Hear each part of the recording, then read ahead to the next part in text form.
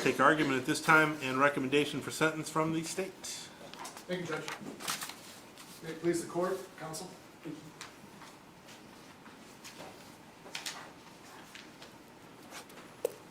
Shots rang out in the hallways. Fear, panic, children screaming, parents frantically trying to reach their children. That's what happened on May 16, 2018, when this defendant, Matthew Milby Jr., entered the Dixon High School and opened fire. We're here today for sentencing for Matthew Milby Jr. for an incident that ripped through this community. An incident that made parents, teachers, and kids reluctant to return to school. This defendant is being sentenced for what he did that day. The Matthew Milby you see before you today is the same Matthew Milby that flipped the community upside down. The court must consider all statutory factors in aggravation and mitigation. The state has identified 3 factors in aggravation that we believe go towards or more in favor of imposing a more severe sentence. The first one, factor number 1, the defendant's conduct threatened or caused serious harm. The court heard the testimony and saw the evidence in the discharge hearing that a school shooting where the defendant discharged 13 rounds at 2 different people with 100 more rounds of ammunition together. This absolutely threatened serious harm. The defendant does have a prior history of delinquency or criminal activity, as the pre-sentence investigative report outlines, minor traffic infractions with pending misdemeanors. Number 7, the sentence is necessary to deter others. This factor cannot be overstated. It is for offenses like this the factor in aggravation was designed for. This court is about to sentence the defendant to an incident that devastates communities all around our country. One that requires our children to grow up in schools where they have to engage in active shooter drills. One that could have had a much different ending if not for the actions of Officer Mark Dallas. And while he doesn't think he's a hero, we do.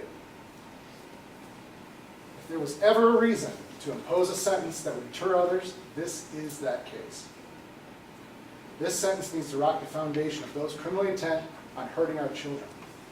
This sentence needs to be the sentence that anyone who ever thinks of walking Matthew Milby's footsteps thinks of.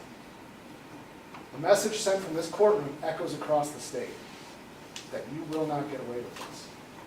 You can't blame your parents, and you can't blame what happened after the fact. That if you go into a school with a gun, the consequences are severe. As for the statutory factors of mitigation, number 1, the conduct was certainly one which could cause or threaten to cause serious physical harm. The defendant's conduct absolutely caused or threatened serious harm. The psychological torment these teachers, parents, and children had to go through and continue to go through is unprecedented in our area. He's not charged with shooting someone. He's charged with threatening harm. People were and remain harmed to this day. Number 2, just like the first one, it certainly could have been something and should have been something the defendant contemplated could have caused serious harm to others. It is impossible to imagine a scenario where this defendant could not contemplate where serious harm could have come to others by bringing a loaded firearm into a school and firing upon 2 people. Number 3, the defendant did not act under provocation. Number 4, there are no grounds that could reasonably excuse the defendant's conduct. Number 5, this was not induced or facilitated by another. Number 6, the defendant has not compensated any victim in any way. Number 7, the defendant does have minor history with some pending misdemeanors.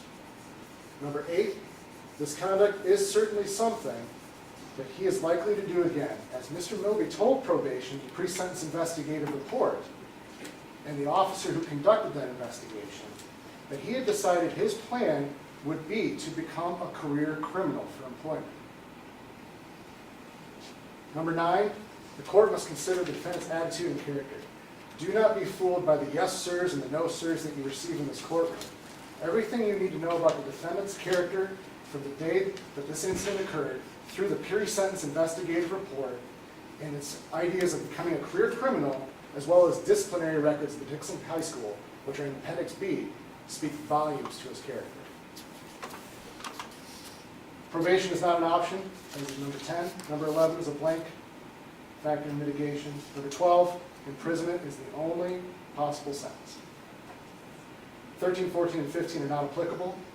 Number 16, at the time of the offense, as required by statute, the defendant was not suffering from a serious mental illness.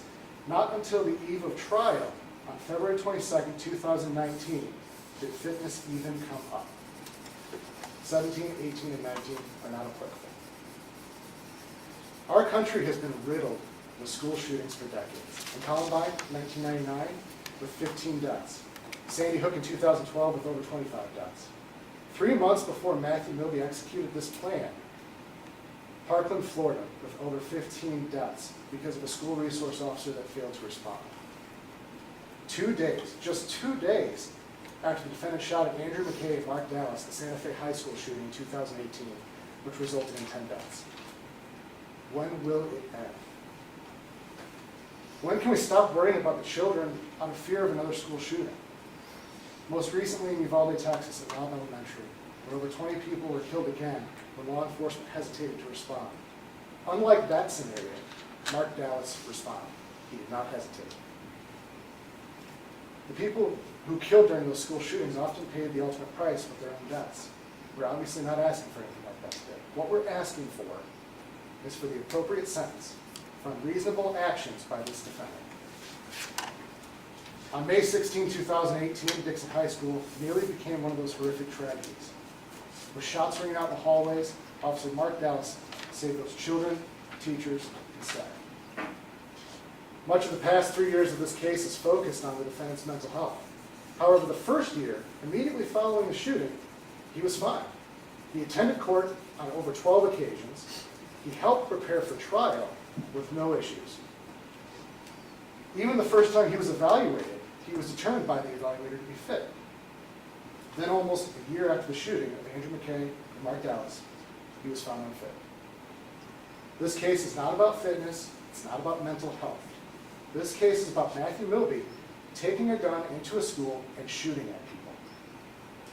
Anything more than that is pure speculation and excuses after the fact for the depravity Matthew Milby showed. We are asking this court to enter a sentence with a deterrent factor that will ripple throughout our community. And in doing so, we are asking the court to impose a sentence of discretionary consecutive sentencing pursuant to 730 ILCS 5-5-8-4C1. It is necessary to do so based upon the nature and circumstances of the offense and required to protect the public from further criminal conduct by this defendant. Again, he said in his pre-sentence report investigation that he was going to become a career criminal. We implore this court to not ignore that and to protect the community from him and any further criminal conduct. If ever there was a scenario to impose discretionary consecutive sentencing, this is that scenario. This defendant fired 13 rounds at Andrew McKay and Mark Dallas when he did not achieve his ultimate goal.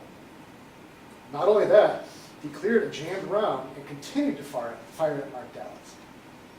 He was willing to take a life, but as this court already found, being a bad shot is not exculpatory. What other possible scenario would there be where discretionary consecutive sentencing would be appropriate? But for Mark Dallas' actions, the defendant would have been looking at mandatory consecutive sentencing and a body count racked up.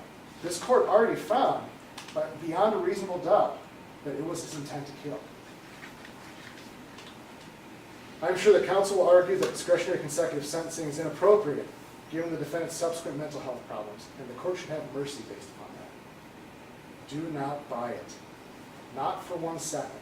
He had the capacity to plan and execute a school shooting. If mental health problems exist, they will exist when he gets out and will be a risk to the public, and that should not be ignored. Counsel had you believe that his poor home life and his childhood would excuse or diminish his accountability, that he should be given a sentence of leniency. It's that same childhood and that same home life that created the violence on May 16, 2018. That, along with mental illnesses, swings both ways. That is what makes this defendant so dangerous and so irredeemable.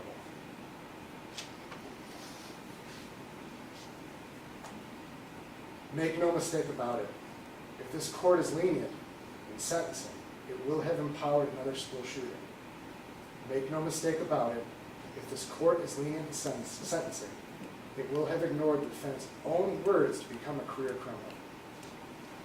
On May 15, 2018, no one in our community thought this would ever happen. 24 hours later, Matthew Milby left the community devastated. Do not let justice be delayed anymore. We are asking this court to announce a sentence that serves justice and rattles the fabric of anyone who would dare think about following in Matthew Milby's footsteps. We are asking this court to announce a sentence that is commensurate with the horror the defendant inflicted. All the signs are here to show the court and this community how dangerous this defendant is and will be in the future. The heroism of one man does not deprecate the severity of the offense committed by the defendant. The heroic actions of one man does not relieve the defendant of the culpability of his actions. Matthew Milby should not receive credit in mitigation for the actions of Mark Dallas. He should not get a break for his fitness issues developed nearly a year after the incident. He is required by law to be sentenced for his actions that day.